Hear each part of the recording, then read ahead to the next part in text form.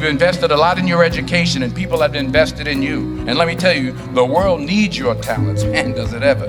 The world needs a lot, and we need it from you. We really do. We need it from you young people. I mean, I'm not speaking for the rest of us up here, but I know I'm getting a little grayer. We need it from you, the young people, because remember this. So you got to get out there. You got to give it everything you got, whether it's your time, your talent, your prayers, or your treasures. Because remember this, you will never see a U-Haul behind a hearse. I'll say it again. You will never see a U-Haul behind a hearse. You can't take it with you. The Egyptians tried it, and all they got was robbed. So the question is, what are you going to do with what you have? I'm not talking about how much you have.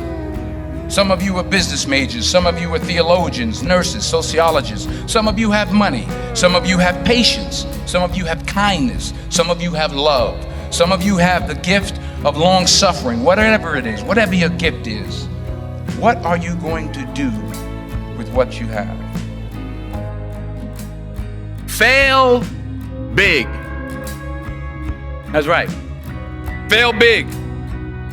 Today is the beginning of the rest of your life, and it can be very frightening. It's a new world out there. It's a mean world out there, and you only live once. So do what you feel passionate about. Take chances professionally. Don't be afraid to fail. There's an old IQ test, was 9 dots, and you had to draw 5 lines with a pencil within these 9 dots without lifting the pencil. The only way to do it was to go outside the box. So don't be afraid to go outside the box. Don't be afraid to think outside the box. Don't be afraid to fail big, to dream big. But remember, dreams without goals are just dreams, and they ultimately fuel disappointment. So have dreams, but have goals. Life goals, yearly goals, monthly goals, daily goals. I try to give myself a goal every day. Sometimes it's just to not curse somebody out. Simple goals, but have goals. And understand that to achieve these goals, you must apply discipline and consistency. In order to achieve your goals, you must apply discipline, which you have already done, and consistency every day, not just on Tuesday and miss a few days. You have to work at it every day. You have to plan every day. You've heard the saying, we don't plan to fail, we fail to plan. Hard work works. Working really hard is what successful people do. And in this text, tweet, twerk world that you've grown up in, remember, just because you're doing a lot more doesn't mean you're getting a lot more done. Remember that. Just because you're doing a lot more doesn't mean you're getting a lot more done. Don't confuse movement with progress. My mother told me, she said, yeah, because you can run in place all the time and never get anywhere. So continue to strive, continue to have goals, continue to progress. I found that nothing in life is worthwhile unless you take risks. Nothing.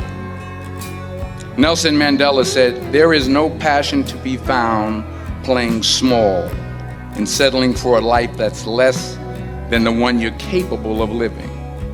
Now, I'm sure in your experiences in school and applying to college and picking your major and deciding what you want to do with life, I'm sure people have told you to make sure you have something to fall back on. Make sure you got something to fall back on, honey. But I never understood that concept. having something to fall back on. If I'm going to fall, I don't want to fall back on anything except my faith. I want to fall forward.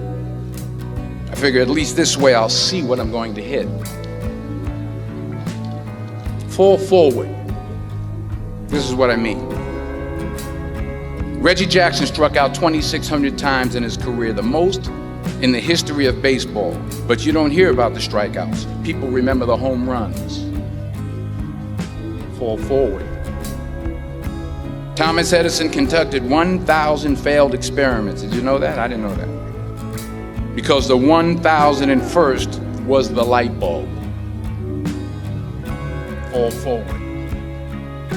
Every failed experiment is one step closer to success. You've got to take risks, and I'm sure you've probably heard that before, but I want to talk to you about why that's so important. I got 3 reasons, and you can pick up your iPhones. First, you will fail at some point in your life. Accept it. You will lose. You will embarrass yourself. You will suck at something. There's no doubt about it. And I know that's probably not a traditional message for a graduation ceremony, but hey, I'm telling you, embrace it, because it's inevitable. And I should know.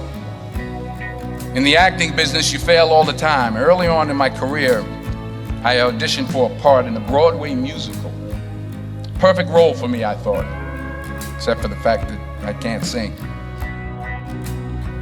I didn't get the job. But here's the thing. I didn't quit. I didn't fall back. I walked out of there to prepare for the next audition, and the next audition, and the next audition. I prayed. I prayed, and I prayed. But I continued to fail, and fail, and fail. But it didn't matter, because you know what? There's an old saying, you hang around the barbershop long enough, sooner or later you're gonna get a haircut. So you will catch a break, and I did catch a break. Last year, I did a play called Fences on Broadway. Someone talked about it. Won the Tony Award. And I didn't have to sing, by the way. But here's the kicker. It was at the Court Theater. It was at the same theater that I failed that first audition 30 years prior.